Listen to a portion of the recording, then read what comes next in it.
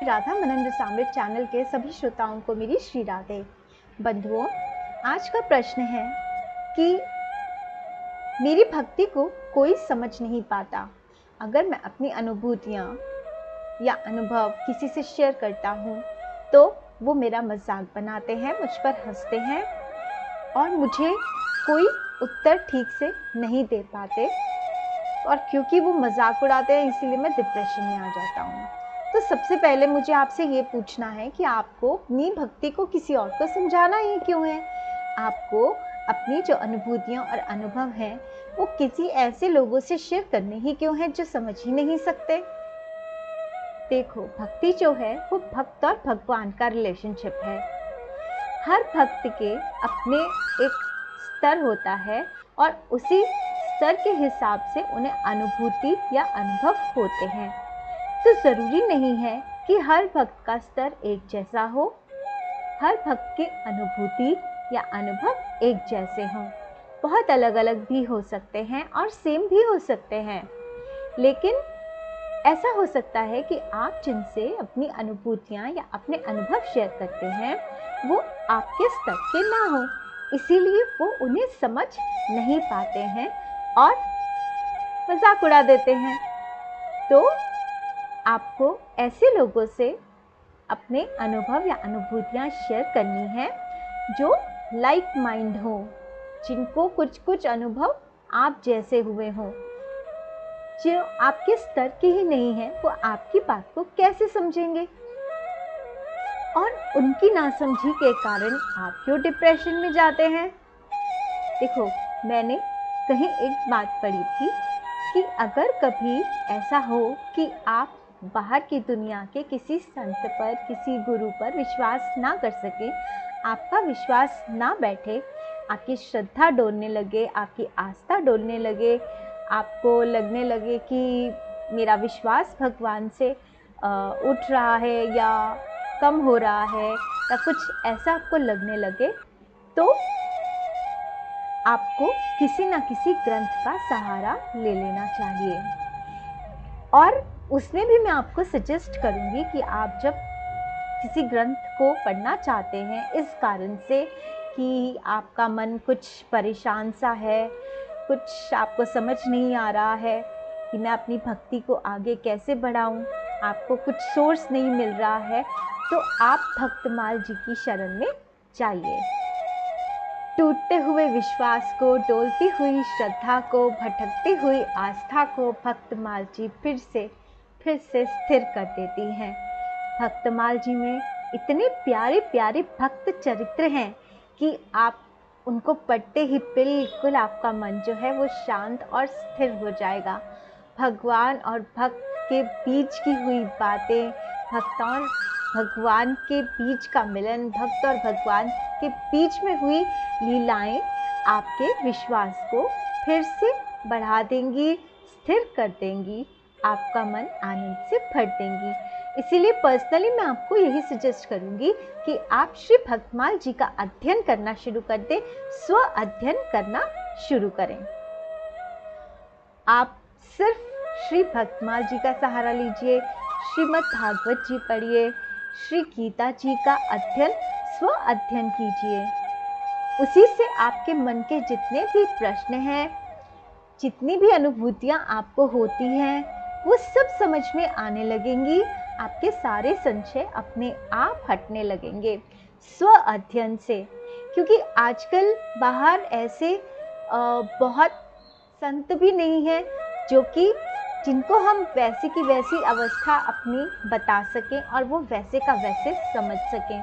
लेकिन श्री भक्तमाल जी में बहुत से ऐसे संत हैं जिनकी अवस्था को पढ़कर हमें अपनी अवस्था भी समझ में आने लग जाती है।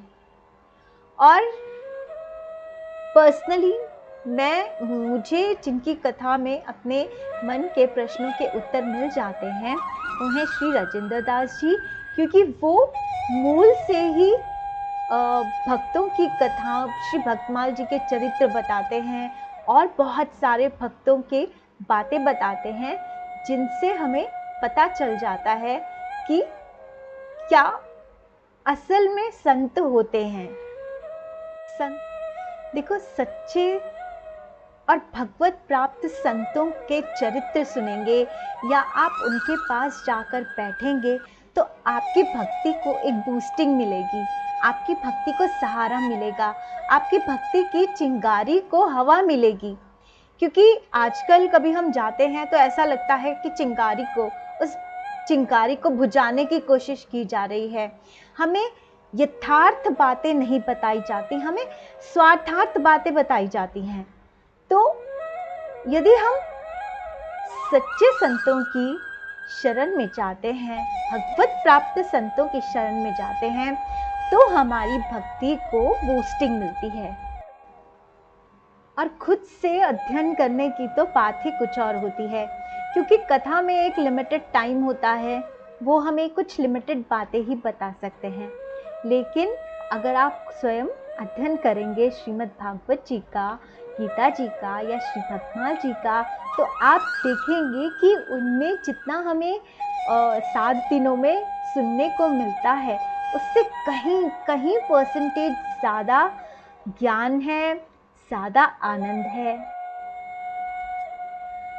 और कई बार ऐसा होता है कि जब हमें कोई दूसरा हमारी गलती बताता है या कुछ ऐसा हमारी कमी बताता है, तो हम उसे एक्सेप्ट नहीं कर पाते। हम मानते नहीं हैं कि हाँ, ये हमारी गलती है, ये हमारे में कमी हो सकती है।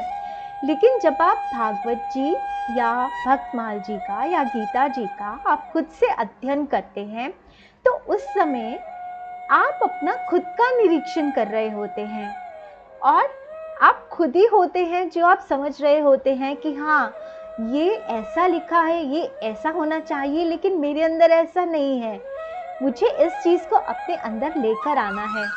तो वो आपको बहुत हेल्प करती है आपको अपनी सेल्फ इम्प्रूवमेंट करने में। क्योंकि बाहर से तो हम छुपा सकते हैं और लोगों से तो हम अपनी बातों को छुपा सकते हैं, मना कर सकते हैं ये बात हम में नहीं है, लेकिन हम खुद से तो झूठ नहीं बोल सकते, हम खुद से तो नहीं छुपा सकते अपनी कमियों को, खुद से तो हम नहीं मुकर सकते।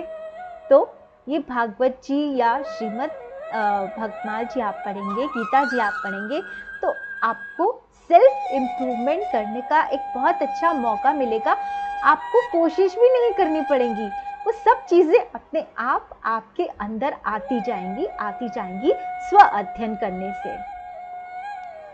जब मैं पढ़ा करती थी तो हमारी एक टीचर थी जो हमारे लिए टेस्ट क्वेश्चन पेपर बनाकर लेकर आया करती थी और हमसे टेस्ट लिया करती थी, लेकिन चेक वो खुद नहीं किया करती थी। वो कहती थी कि अपना आंसर पेपर खुद चेक करो, मतलब स्टूडेंट्स ही अपना आंसर पेपर चेक करेंगे। या फिर क्या कहती थी, हमें एक दूसरे का question paper answer paper check करने को कहती थी। मैं एक स्टूडेंट का करूँगी, दूसरा स्टूडेंट मेरा करेगा। तो जब हम अपनी गलती निकालते थे या जब हम अपनी फ्रेंड की गलती निकालते थे, तो वो चीज़ हमें याद रह जाती थी और वही हमारे आगे अपने आंसर लिखने में हमेशा बहुत हेल्पफुल होती थी। याद रहता था कि हाँ, ये उस फ्रेंड ने मेरी गलती की थी, क्योंकि दूसरों की गलती हमें बहुत याद रहती है।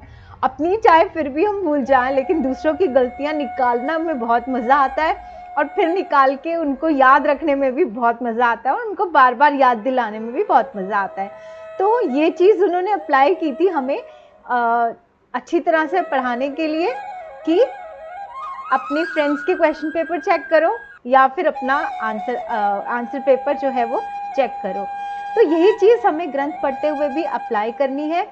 ग्रंथ पढ़ते हुए हमें खुद को चेक करना है, दूसरे को कम करना है।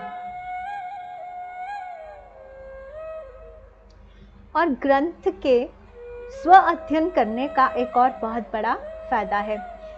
देखो, जब कोरोना हुआ था तो चीन वालों ने साइंस को यूज़ करके कोरोना बना लिया, लेकिन इंडियंस ने क्या किया, उसी साइंस को यूज़ किया और कोरोना की वैक्सीन बना ली। तो कई बार ऐसे होता है कि बाहर हमें यथार्थ बातें नहीं बताई जाती, स्वार्थार्थ बातें बताई जाती हैं। स्वार्थार्थ बातें मतलब स्वार्थार्थ मतलब जैसे कि उनमें उनकी कोई स्वार्थ सिद्धि होने वाली है, उन्हें कोई बहुत बड़ा दान मिलने वाला है, या अब गीता जी को ही अलग अलग तरीके से, भागवत जी को ही अलग अलग तरीके से सिखाया जाता है। सैनिकों के लिए वीर रस की भागवत जी या गीता जी पढ़ाई जाती है, तो ताकि उनको लड़ने में, इंडिया की रक्षा करने में, भारत की रक्षा करने में उनको मोटिवेशन मिले। ऐसे ही कोई गोपालन करता होगा, गौशाला होगी, वो गौ माता को प्रधान बना के बताएंगे। तो इस तरह से कभी कभी अपने स्वार्थार्थ भागवत जी या किसी भी ग्रंथ को स्वार्थार्थ बताया जाता है, यथार्थ नहीं बताया जाता। तो कुछ ही ऐसे संत हैं जो आपको ग्रंथों को यथार्थ बताएंगे, आपके प्रश्नों का उत्तर यथार्थ देंगे। जैसे आजकल प्रेमानंद जी हमारे बीच में हैं, आप उनसे कितने क्वेश्चंस पूछे, लोग उनसे कितने क्वेश्चंस पूछते हैं और उनका वो यथार्थ उत्तर देते हैं। तो जब आप भागवत जी पढ़ेंगे तो आपको यथार्थ बातें पता चलेंगी, स्वार्थार्थ बातों से आपका मन भरमाएगा नहीं। आपको पता होगा कि एक्चुअली यथार्थ क्या है, क्योंकि बहुत कम लोग हैं जो बातों को पहले सुनते हैं और बहुत कम लोग हैं जो उन बातों को अपने जीवन में उतारने की कोशिश करते हैं। तो जो कथा है वो यथार्थ ही कहनी चाहिए, क्योंकि आजकल लोग सुंदर चेहरा देखते हैं, सुंदर गायन देखते हैं, चमक धमक देखते हैं, और अच्छी गायन शैली है तो बस उसे ही भगवान मान लिया, उसे ही गुरु मान लिया। वो क्या कह रहे हैं, ठीक कह रहे हैं या गलत कह रहे हैं, इस पर तो कोई ध्यान ही नहीं देता, क्योंकि जो वो कह रहे हैं वो तो सुनना ही नहीं है और जीवन में उतारना ही नहीं है। तो वो यथार्थ कह रहे हैं या स्वार्थार्थ कह रहे हैं, इससे कोई फायदा ही नहीं है। लेकिन गिने चुने लोग हैं जो सुनते भी हैं और अपने जीवन में अपनाते भी हैं। तो ज़रूरी है कि आपको यथार्थ समझना चाहिए, यथार्थ बातों को समझना चाहिए। ग्रंथ को आप अपनी समझिए, ग्रंथ आपको समझेगा, आप एक दूसरे को समझेंगे तो सब कुछ यथार्थ ही होगा। तो ग्रंथ आपके सारे डिप्रेशन को दूर करके आपकी आस्था को फिर से स्थिर कर देगा। दूसरा प्रश्न भी बहुत इंटरेस्टिंग है। कहते हैं कि दीदी आपने कहा था कि नाम जाप का, माला जाप का अध्ययन जो है वो कथा में जाकर करो। तो मैंने उसे किया, मुझे बहुत अच्छा लगा, लेकिन घर पे आकर मुझसे इतनी देर तक नहीं बैठा जाता। मैं कोशिश करता हूँ कि कथा लगाकर घर पे इतनी देर तक माला जाप करूँ, मुझसे नहीं बैठा जाता। तो बताइए मैं क्या करूँ। घर पे इतनी देर तक बैठना थोड़ा मुश्किल हो जाता है, तो आप क्या कर सकते हैं कि आप माला कीजिए, करते करते अपने गुरु महाराज का चित्रपट या अपने जो भी आपके इष्ट हैं उनका चित्रपट या उनकी मूर्ति आप अपने सामने रखिए, माला कीजिए। माला करते करते उनकी याद कीजिए, उनका चिंतन कीजिए, उनके साथ बिताए हुए पल याद कीजिए। धीरे धीरे माला करते करते ही, उनका चिंतन करते करते ही, उनका स्मरण करते करते ही आपका हृदय जो है वो द्रवित होने लगेगा। और जब आपको लगे कि आपका हृदय द्रवित हो रहा है, तो आप समझ जाइएगा कि आप जिसका भी स्मरण कर रहे हैं, जिसका भी चिंतन कर रहे हैं, वो आपके हृदय में आकर विराजमान हो गए हैं। हो सकता है आपके अश्रुपात भी हो जाए। उन अश्रुपात से अपने गुरु का, अपने भगवान का के चरणों को धोइए, आप उनके चरण पखारिए और आप देखेंगे कि थोड़ी देर बाद आपका मन शांत हो जाएगा, बिल्कुल शांत हो जाएगा चित्त आपका। तो हो सकता है कि ये प्रोसेस जो है वो आधे घंटे में भी हो जाए या 1 घंटे में भी हो जाए या फिर 4 घंटों में भी ना हो। तो घर पर आप धीरे धीरे इसका अभ्यास करना शुरू कीजिए, धीरे धीरे बैठना शुरू कीजिए। बैठकर अपने इष्ट का, अपने गुरु महाराज का चिंतन कीजिए तो ज़रूरी नहीं है कि आपको 3 घंटे बैठना हो। देखो 3-3, 4-4 घंटे बैठ के भी 1 मिनट का भी आपका मन जो है वो अपने गुरु के चरणों में निष्काम भाव से या पूर्ण भाव से नहीं लगा, तो फिर क्या फ़ायदा 4-4 घंटे बैठकर माला जाप करने का। आपके चिंतन में आपके भगवान नहीं आ रहे हैं, इधर उधर की बातें आ रही हैं, तो क्या फ़ायदा 4-4 घंटे जाप करने का। 5 मिनट भी अगर आप भगवान को पूरे मन से दे देते हैं तो आपके पूरे दिन की पूजा हो जाती है, आपको पूरे दिन की ऊर्जा मिल जाएगी, आपके पूरे दिन का नियम जो है वो मान लिया जाएगा, आपका दिन जो है सार्थक हो जाएगा। तो कोशिश कीजिए कि आप मन से बैठे, मन से चिंतन करें, चाहे 15 मिनट के लिए, चाहे आधे घंटे के लिए। ज़रूरी नहीं है कि आपको 3-3, 4-4, 5-5 घंटे घर पर देने हैं। अगला क्वेश्चन थोड़ा सा फनी है कि मैं भागवत जी में जाता हूँ लेकिन पहले 2 दिन में महाभारत सुन के बोर हो जाता हूँ और फिर नहीं जाता हूँ। तो ये इस क्वेश्चन का आंसर देना थोड़ा सा इसलिए ज़रूरी है क्योंकि बहुत से लोग होंगे जो भागवत जी सुनने के लिए जाने की स्टार्ट करने की सोच रहे होंगे। तो अगर वो ये चीज़ सुनेंगे कि पहले 2-3 महाभारत में जाकर हम बोर हो जाते हैं, तो उनके लिए मैं यही सजेशन दूंगी कि आप पहली बारी जब भागवत जी सुनने के लिए जाएं तो आप चौथे दिन से जाएं। मैं आपको ये भी सजेस्ट नहीं करूंगी कि आप छठे दिन जाएं, क्योंकि छठे दिन भी रास पंचाध्यायी का पाठ होता है और रास पंचाध्यायी को समझना भी बहुत लोगों के लिए बहुत मुश्किल होता है। तो कोशिश कीजिए कि आप चौथे दिन जाएं। चौथे दिन भगवान जी का जन्म होता है। भगवान जी से प्रार्थना करें कि भगवान हमारे हृदय में भी आप प्रकट हो, हमारा हृदय भी आप आनंद से भर दें। और पहले 3-4 कथाएं आप चौथे दिन से ही सुननी शुरू कीजिए। तो अभी तक आप भगवान को सिर्फ जानते थे, अब आप जब कथा में जाएंगे तो भगवान से आपकी जान पहचान हो जाएगी। अब जिसके बारे में जान पहचान हो जाती है, जिसे हम थोड़ा सा समझ लेते हैं, तब उसकी आगे की ना समझ आने वाली बातें भी हमें समझ आनी शुरू हो जाती हैं। और जो पहले बातें हमें फिजूल लगती थी या बोर लगती थी, जिसमें हमें इंटरेस्ट नहीं आता था, हमें इंटरेस्ट आने लगता है।